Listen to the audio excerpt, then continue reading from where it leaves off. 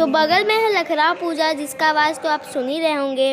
लखराव में बहुत सारे मिट्टी के भोलेनाथ जी बनाए जाते हैं जिसका पूजा होता है, तो वहीं पे जा रहे हैं। वैसे चप्पल तो नहीं पहनूंगी। और बाहर देखो, ये दो तो दीदी और मेरी मम्मी मेरा इंतज़ार ही कर रही थी कब आएगी। और वैसे हम सब ना वो रखे फास्टिंग, इसलिए हम लोग जा रहे हैं जल ढारने। इतना भीड़ है क्या बताएं हम, वो देखो। तो कोई नहीं, हर पूजा में तो होता ही है भीड़। तो हम लोग चल चुके हैं और इतना भीड़ था, हम लोग तो दब भी गए थे यार, देख ही सकते हो।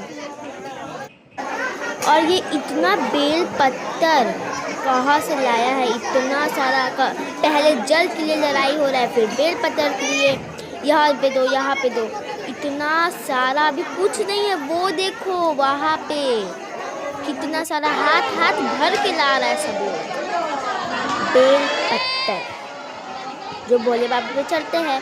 भोले बाबा तो खुशी हो जाएंगे इतने सारे बेल पत्तर से, क्योंकि इतने सारे भोलेनाथ हैं, इसलिए इतना सारा बेल पत्तर बहुत ज़रूरी है। कम से कम लाखों तो बेल पत्तर होगा ही यहीं पे। इतना में ही हम लोग का पूजा पाठ जलधरी सब चीज़ हो चुका है, तो हम लोग निकल गए हैं घर के लिए। उतना में ही हमको याद है जा, मैं तो प्रणाम ही नहीं किया, तो मैं फिर से गई और फिर से प्रणाम किया।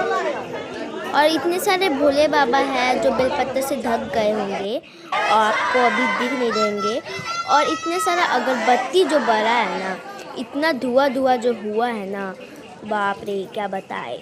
तो फिर से हम लोग निकल चुके अपने घर के लिए। हम लोग आगे पीछे कर ही रहे थे बार बार। तो चलो ऊपर चलते हैं। एक और बार सुई। इतना में ही हम पहुंच गए हैं ऊपर। और मेरा अच्छा आदत है, जब भी मैं कभी भी कहीं से आती हूँ तो मैं सबसे पहले पैर धोती हूँ, क्योंकि पैर में ज़्यादा गंदगी होता है। तो कोई नहीं, अब चलते हैं।